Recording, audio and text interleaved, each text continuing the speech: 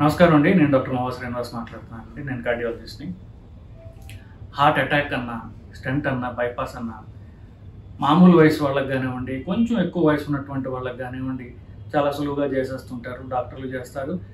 వీళ్ళకి ప్రొసీజర్ అవసరము, స్టెంట్ అవసరము, బైపాస్ అవసరము అని చెప్పినప్పుడు పేషెంట్లు కూడా వాళ్ళ తాలూకు వాళ్ళు కానీ వాళ్ళు ఒప్పుకోవడం కూడా అంత ఎక్కువ టైం తీసుకోకుండా చేస్తారు.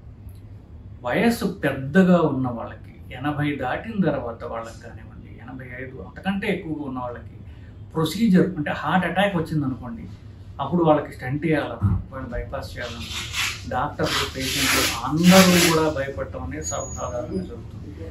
డాక్టర్లు ఏమనుకుంటారంటే ఏమో వీళ్ళకి ప్రొసీజర్ మధ్యలో ఏమైనా ప్రాబ్లం వస్తుందేమో, అంటే చాలా ఏంటంటారంటే కొంచెం గాజు బొమ్మల్లాగా ఉంటారు ఈ పెద్ద వయసు ఉన్నవాళ్ళు. వీళ్ళకి చేయకపోతేనే బెటర్లే, ఏదో ఒకటి పేషెంట్లు కూడా ఏమంటారు పెద్ద కదా డాక్టర్లు అనుకుంటారు. పేషెంట్లు కూడా చాలామంది సరే ఎట్లా 85 వచ్చాయి ఈయనకి మందులతో కానీ డాక్టర్ గారు అని డబ్బులు పెట్టడానికి అంటే ట్రీట్మెంట్ చేయించడానికి కొంచెం జరుగుతూ ఉంటారు. కానీ ఇప్పుడు హార్ట్ అటాక్ వల్ల రిస్క్ అయితే ఎవరికి ఎక్కువ ఉంటుందో దానివల్ల లాభం కూడా వాళ్ళకే ఎక్కువ ఉంటుంది, అంతే కదా. సో ఇప్పుడు ఈ 80 దాటిన తర్వాత గుండె హార్ట్ అటాక్ వల్ల వాళ్ళకి రిస్క్ ఎక్కువ ఉంటుంది. గుండె సడన్గా ఆగిపోవడానికి, గుండె వేగంగా కొట్టుకోవడానికి, ప్రాణాపాయం సంబంధించడానికి రిస్క్ ఎక్కువ ఉంటుంది. సో ఈ ప్రొసీజర్ వల్ల బెనిఫిట్ కూడా ఆ పేషెంట్లకే ఎక్కువ ఉంటుంది. అంటే హార్ట్ అటాక్ వచ్చిన తర్వాత స్టెంట్ వేయడం అనేది జరిగితే అది పెద్ద వయసు వాళ్ళకి ఎక్కువ బెనిఫిట్ ఉంటుంది, రిస్క్ ఎక్కువ ఉంటుంది. ఆ రిస్క్ వల్ల వాళ్ళ ప్రాణాలు కూడా కాపాడబడతాయి. సో డాక్టర్లైనా లేకపోతే ఆ రోగి యొక్క బంధువులైనా సరే ఎక్కువ వయసు ఉన్న వాళ్ళకి ప్రొసీజర్ చేయించడం ద్వారా వాళ్ళని మనం అంటే వాళ్ళు కాపాడటానికి మనకి ఆస్కారం ఎక్కువ ఉంటుంది. లేదంటే వాళ్ళు ఇంకా ఐసీయూ మీద, వెంటిలేటర్ మీద రోజుల తరబడి ఉండిపోతారు. సో వాళ్ళకి బిల్లు పెరుగుతాయి, రోగికి బాధ కూడా పెరుగుతుంది. వెంటిలేటర్ మీద అలా పెట్టి ఉంచడం అనేది ఊపిరి తీసుకోలేడు, ఇలా కొంచెం ఇబ్బంది పడుతూ ఉంటారు. ఇట్లాంటి సిచ్యువేషన్ మాకు ఒక వారం రోజుల క్రితం ఎదురైంది. ఒక 89 ఏళ్ల పెద్ద ఒక ఆయనకి హార్ట్ అటాక్ రావడం జరిగింది. సో దానికి మా దగ్గరకు వచ్చినప్పుడు ఇదంతా చెప్పడం జరిగింది, ఈయనకి ప్రాణాపాయం ఎక్కువ. సో ఇన్ని తొందరగా మనం స్టెంట్ వేసి బయటకు తీసుకుని వచ్చినట్లయితే ఈయనకి కాపాడటం కూడా బెటర్గా జరుగుతుంది, ఒక రోజు లేచి కూర్చుంటాడు అని చెప్పడం జరిగింది. అఫ్ కోర్స్ అంటే తీవ్రమైన బ్లాక్స్ ఉంటే అది బైపాస్కి వెళ్ళచ్చు. బైపాస్ చేయడంలో కూడా ఇప్పుడు నెక్స్ట్ క్వశ్చన్, ఇప్పుడు యాంజియోగ్రామ్ అయింది, బ్లాక్స్ ఉన్నాయి, బైపాస్ చేయాలా, స్టెంట్ చేయాలా అన్నప్పుడు వచ్చినప్పుడు వయసు పెద్దగా ఉన్న వాళ్ళకి బైపాస్ చేయడంలో రిస్క్ ఎక్కువ ఉంటుంది వాళ్ళకి. ఎందువల్ల వీళ్ళకి ఎస్పెషల్లీ 80 దాటిన తర్వాత బైపాస్ చేసేటప్పుడు పక్షవాతం వచ్చే, ఆపరేషన్ చేస్తూ ఉండగా వాళ్ళకి పక్షవాతం వచ్చే రిస్క్ ఎక్కువ ఉంటుంది. వాళ్ళకి బీపీ తగ్గిపోయినట్లయితే ప్రాణాపాయం వచ్చే రిస్క్ ఎక్కువ ఉంటుంది. వాళ్ళు తక్కువ బీపీ టాలరేట్ చేయరు. సో ఆపరేషన్లో కాంప్లికేషన్స్ ఏవైతే వస్తాయో వాళ్ళు ఎక్కువ టాలరేట్ చేయరు. మామూలు వాళ్ళకంటే కూడా ఒక 5-6 రెట్లు ఎక్కువ పక్షవాతం తీసుకుంటుంది పెద్దవాళ్ళకి. సో బైపాస్ జనరల్గా అడ్వైజ్ చేయరు. సో స్టెంట్ వేయగలిగితే ఈ 80 దాటిన వయసు వాళ్ళకి దానివల్ల వాళ్ళకి బెనిఫిట్ ఎక్కువ ఉంటుంది. సో ఈ 89 ఏళ్ళ ఒక ఆయన అంటే రావడం జరిగింది, హార్ట్ అటాక్తో రావడం జరిగింది. మేము యాంజియోగ్రామ్ చేసాము. యాంజియోగ్రామ్ చేస్తే 2 పెద్ద బ్లాక్స్ ఉన్నాయి. సో వాళ్ళకి చెప్పాము, ఇట్లా మీరు అది చాయిస్ మీకే వదిలేస్తున్నాం, కానీ ఈ వయసులో వాళ్ళకి మీరు అశ్రద్ధ చేయకుండా మీరు కనుక 2 స్టెంట్లు వేయించగలిగితే ఆయన కాపాడబడతాడండి, ఆయన ప్రాణానికి ఎంతో ఉపయోగపడుతుంది. అంటే మృత్యు దగ్గరికి పోయేవాడిని వెనక్కి తీసుకురావడానికి ఛాన్స్ ఇదే అని చెప్పడంతో వాళ్ళు పాపం ఒప్పుకుని చేయిస్తామండి అని చెప్పేసి వాళ్ళు యాక్సిడెంట్గా ఒప్పుకున్నారు.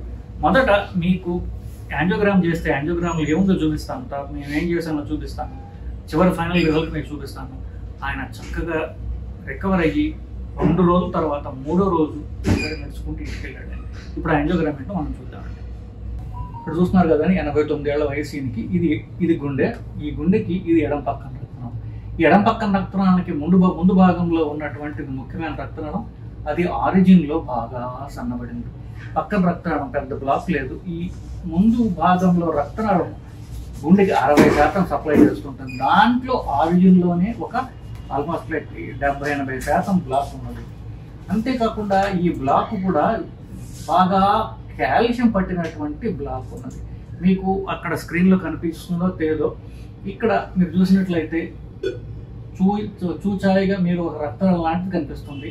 అదంతా కూడా కాల్షియం అన్నమాట. సో ఈ కాల్షియం పట్టింది క్లీన్ చేసిన తర్వాతనే వాళ్ళకి స్టెంట్ వేయడం వాళ్ళకి ఉపయోగం అన్నమాట. ఇది ఎడం పక్కన రక్తనాళం అంటే ఎడం పక్కన రక్తనాళం దగ్గర దగ్గర నేను చూపించినట్టుగా సో ఇక్కడ బాగా సన్నబడింది, ఆల్మోస్ట్ ఇక్కడ దాకా కూడా బ్లాక్ ఎక్స్టెండ్ అవుతుంది, ఇక్కడ బాగా గట్టిగా సన్నబడింది. ఇప్పుడు కుడి పక్కన రక్తనాళం చూపిస్తాను. మీరు కుడి పక్కన రక్తనాళం చూసినట్లయితే కూడా కుడి పక్కన రక్తనాళం అంతకంటే పెద్దది, దాంట్లో బాగా సన్నబడినట్టు ఉండే రక్తనాళం మధ్య భాగంలో అది బాగా సన్నబడినట్టు మీరు గమనించవచ్చు. సో ఈ 2 బ్లాక్స్ ఉండడం అనేది దీనివల్ల ముఖ్యంగా ఈ బ్లాక్ వల్ల ఆయనకి గుండె నొప్పి రావడం జరిగింది.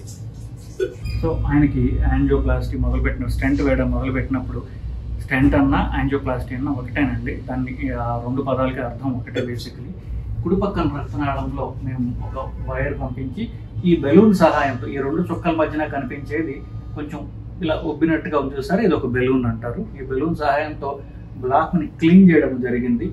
జరిగిన తర్వాత రిజల్ట్ మీకు ఇప్పుడు నేను చూపిస్తాను. ఇప్పుడు మీరు చూడండి, సో బ్లాక్ క్లీన్ అయింది. క్లీన్ అయిన తర్వాత సో ఈ చుక్క నుంచి ఈ చుక్క మధ్యలో కనిపించే సన్న ట్యూబ్ లాంటిది ఏదైతే ఉందో అది బాల్ పెన్ స్ప్రింగ్ అంత పరిమాణంలో ఉంటుంది, దాన్ని స్టెంట్ అంటారండి. ఆ స్టెంట్ని ఎక్కడైతే రక్తనాళం సన్నబడిందో అక్కడ దీన్ని పొజిషన్ చేయడం జరిగి అది చూసారా పెద్దదైంది. సో పెద్దదయ్యడం వల్ల స్టెంట్ అక్కడ ఉండిపోతుంది. ఇంకా ఉండిపోయిన తర్వాత ఫైనల్గా అది ఎట్లా వచ్చిందో ఫైనల్ రిజల్ట్ మీకు చూపిస్తాను నేను ఇప్పుడు. సో చివరిగా మన కుడిపక్క రక్తనాళాన్ని మొత్తం పూర్తిగా క్లీన్ చేసేసాం. చూసినట్లయితే ఆ బ్లాక్ పూర్తిగా సమానంగా వచ్చేసింది. సో మనం దాకా అనుకున్నట్టుగా 2 బ్లాక్స్ ఉన్నాయి, దీనికి 2 రక్తనాళాలకి మనం స్టెంట్ వేయాలి. ఈ కుడి పక్కన చేయడం అయిపోయింది. ఇప్పుడు ఎడం పక్కనది మీకు చూపిస్తాను. ఇందాక మీకు చూపించింది ఇదే. సో ఇక్కడ చూసారా బాగా సన్నబడినటువంటి రక్తనాళం. ఇందాక చెప్పినట్టుగా ఈ రక్తనాళంలో కాల్షియం పట్టేసి ఉండడం వలన ఇది డైరెక్ట్గా క్లీన్ చేయడం ఇందాక బెల్లులాగా కుదరదు. ఎందువల్లంటే కాల్షియం ఉంది కాబట్టి దానికి ఏమి లోపల పంపించాలన్నా రాళ్లు పేర్చినటువంటిది. ఒక రోడ్డు మీద పెద్ద పెద్ద రాళ్ళు ఉన్నట్లయితే మీకు కారు పోవడం కష్టం కదా. సో ఆ రాళ్ళని క్లీన్ చేసినట్లయితే మీరు కారు కానివ్వండి, మీరు స్కూటర్ కానివ్వండి, ఏమైనా వేసుకుపోగలరు. సో ఈ రక్తనాళం అంతా రాళ్ళు పట్టినట్టు కాల్షియం పట్టేసి ఉండడం వల్ల లోపలికి ఏమి పంపించడానికి కష్టం అనమాట. సో ఆ రాళ్ళు తీసివేసినప్పుడు, ఆ కాల్షియం క్లీన్ చేసినప్పుడు మీరు లోపలికి స్టెంట్ కానీ బెలూన్ కానీ ఏమన్నా పంపించి ఆ రక్తనాళాన్ని క్లీన్ చేయడానికి మీకు అవకాశం ఉంటుంది. సో అదే పని చేశామండి.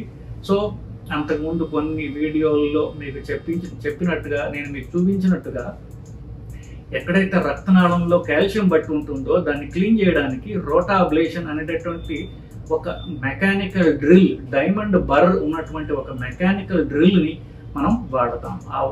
ఆ డ్రిల్ ఏం చేస్తుందంటే మీరు ఇక్కడ చూడండి, ఈ నల్ల చుక్క పెద్ద చుక్క కనిపిస్తుంది, అది ఇలా తిరిగేటటువంటి ఒక డైమండ్స్ ఉన్నటువంటి ఒక డ్రిల్. ఆ డ్రిల్ సహాయంతో ఇక్కడ పట్టి రక్తనాళంలో పట్టిన కాల్షియం అంతా కూడా మనం క్లీన్ చేసేస్తుంది అది ఆ డ్రిల్.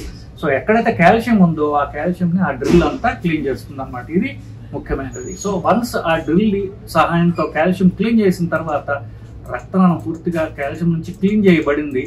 క్లీన్ చేసిన తర్వాత ఇక మనం దాన్ని ఫైనల్గా ఒక్కసారి బెలూన్తో క్లీన్ చేసి మీరు చూస్తున్నారు ఇక్కడ ఈ బెలూన్ సహాయంతో నైస్గా క్లీన్ చేస్తున్నాను ఇక్కడ. క్లీన్ చేసిన తర్వాత అది మనం స్టెంట్ వేసుకోవచ్చు. సో ఇది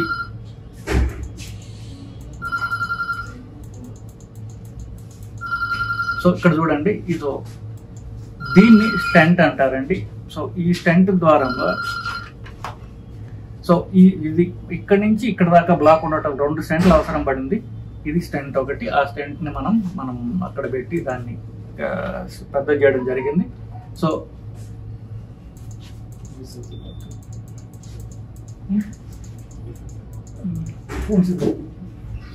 సో దాని పైన ఎక్కడైతే బాగా సన్నబడిందో అక్కడ 2వ స్టెంట్ అవసరం పడింది. ఆ 2వ స్టెంట్ని పొజిషన్ చేయడం జరిగింది. చేసిన తర్వాత మీకు ఫైనల్ రిజల్ట్ ఎంత బాగా వచ్చిందో మీకు నేను చూపిస్తాను.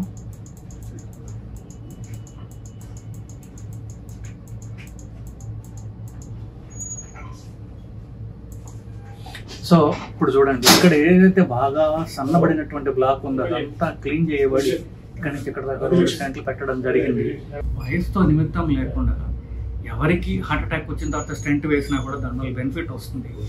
రిస్క్ ఎక్కువ ఉన్న వాళ్ళకి బెనిఫిట్ ఇంకా ఎక్కువ వస్తుంది. పెద్ద వయసు వాళ్ళకి హార్ట్ అటాక్ క్లీన్ చేయడం ద్వారా వాళ్ళకి బెనిఫిట్ ఎక్కువ ఉంటుందంటే ప్రాణాపాయ నుంచి వాళ్ళు కాపాడబడతారు. సో వయసు ఎక్కువ ఉన్నప్పుడు మనం వాళ్ళని ఉపేక్షించకుండా, బైపాస్ కంటే స్టెంట్ బెటర్ రిజల్ట్ ఇస్తుంది, రిస్క్ తక్కువ కాబట్టి దాన్ని మనం చేయడం ద్వారా వాళ్ళని మనం కాపాడడం జరుగుతుంది.